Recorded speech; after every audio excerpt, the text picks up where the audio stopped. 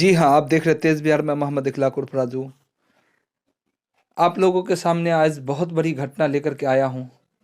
कर्नाटक के अंदर जिस तरीके का मामला चल रहा है हिजाब को लेकर के, वो बल्कि हिंदुस्तान ही तक के वो बात सीमित नहीं रही, बल्कि अदर कंट्री से भी ये बात आ रही है। हिंदुस्तान के प्रधानमंत्री से लेकर के मुख्यमंत्री जितने भी है, सबके ऊपर आरोप लगा रहे हैं कि क्या आपके हिंदुस्तान के अंदर ये हिजाब का जो मामला चल रहा है ये सब क्या है।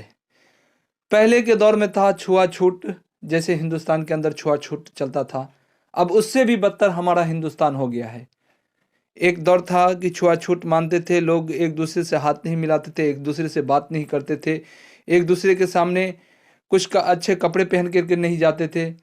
गरीब लोग थे और कुछ लोग जो अमीर थे उसका नाजायज़ फ़ायदा उठाते थे।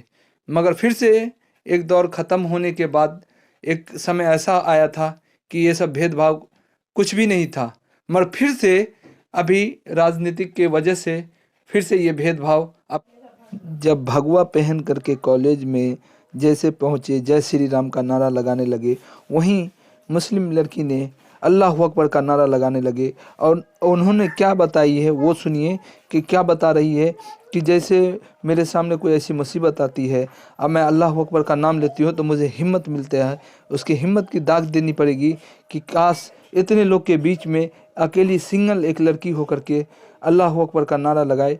जब वो डर गई थी, सहम गई थी, जब वो उन्होंने नारा लगाया अल्लाह अकबर का, उसे हिम्मत मिली। और ये बात बल्कि इतनी फैल गई कि हिंदुस्तान तक के नहीं सीमित रह गई, बल्कि अन्य मुल्क तक के ये बात फैल गई। हर एक मुल्क से यही आवाज़ आ रही है कि हिंदुस्तान के अंदर हो क्या रहा है, आखिरकार हो क्या रहा है, ये मामला है क्या।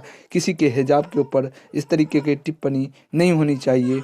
कोई भी अपना लिबास पहन के जा सकता। ये भेदभाव क्या है, कौन क्या पहन रहा है उसके ऊपर भी टिप्पणी चल रही है। कौन हिजाब पहन रहा है, कौन भगवाधारी पहन रहा है, ये सब मामला क्यों चलता है हिंदुस्तान के ऊपर।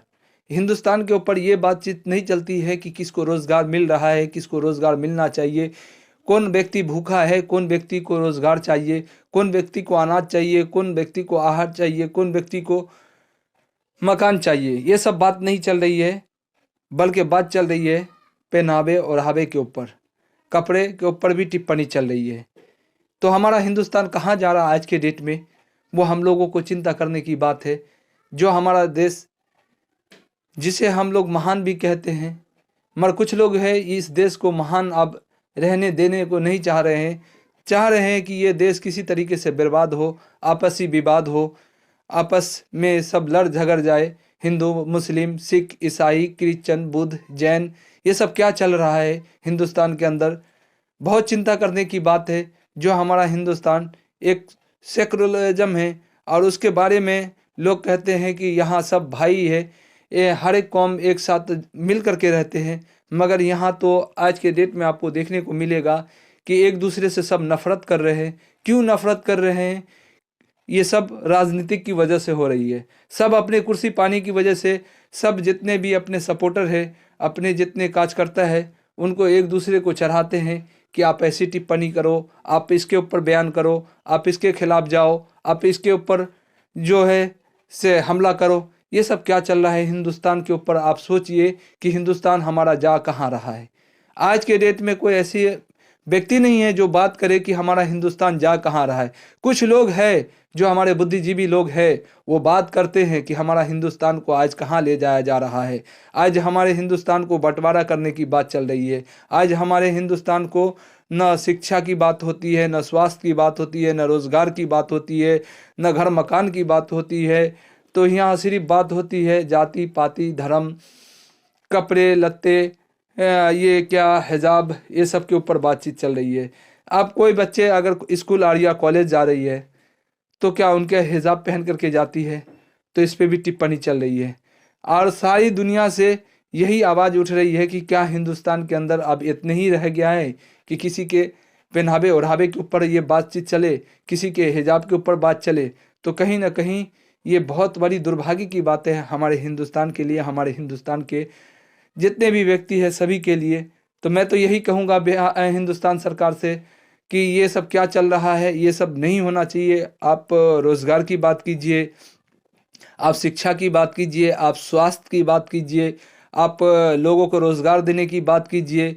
यहाँ पर हमारे नौजवान साथी जितने भी है, स्टूडेंट है, सब रोड पे भटकते हैं। कभी आपने देखा कि रेलवे के पटरी के ऊपर हंगामा करते हैं, मगर उनको रोज़गार नहीं मिलता, उनको नौकरी नहीं मिलती है, तो वो करेंगे क्या करेंगे। बल्कि सबको रोज़गार मिलना चाहिए। यहाँ तो बोला जाता 50 लाख मिलेगा, करोड़ों रोज़गार मिलेगा, 19 लाख रोज़गार मिलेगा, मगर मिलता कुछ नहीं है। तो मैं यही कहूँगा कि जितने भी हमारे हिंदुस्तान के बुद्धिजीवी लोग हैं, इन पे आवाज़ उठाए। इस तरीके का मामला हिंदुस्तान के अंदर खास करके होने न पाए, क्योंकि हिंदुस्तान में जितने भी व्यक्ति हैं, या कोई भी धर्म के मानने वाले हो, चाहे हिंदू हो, मुस्लिम हो, सिख हो, ईसाई हो, क्रिश्चियन हो, बुद्ध हो, जैन हो, सब मिलजुल करके रहते हैं। मगर किसी के अगर पहनावे के ऊपर जाए, किसी के धार्मिक के ऊपर जाए, किसी मजहब के ऊपर जाए, ये उचित बात नहीं है। यहाँ चिंता करने की बात है, ये सब क्या टिप्पणी चल रही है। तो अभी ऐसे भी इलेक्शन का टाइम है, 5 राज्यों में चुनाव हो रही है, और इसके लेकर के और जो है ये मामला गर्मा गर्मी देखने को मिल रहा है। और यहाँ तक के सुप्रीम कोर्ट, हाई कोर्ट में ये मामला चला गया हुआ है, और सुनवाई दिन ब दिन बढ़ती जा रही है। इसका टाइम बढ़ते जा रहा है। कभी बोल रहा आज फैसला होगा, कभी बोलता कल फैसला होगा। जब तक के लिए स्कूल कॉलेज कर्नाटक में बंद है, तो बच्चे लोग का जो है से पढ़ाई लिखाई भी बंद है। और ये मामला देखना है कि आगे चल के कहाँ तक जाती है, क्या बात होती है, वो भी आपको खबर हम बताएंगे। आप लोग तेज़ बिहार पे बने रहे। तो आप देख रहे थे तेज़ बिहार। बहुत बहुत शुक्रिया।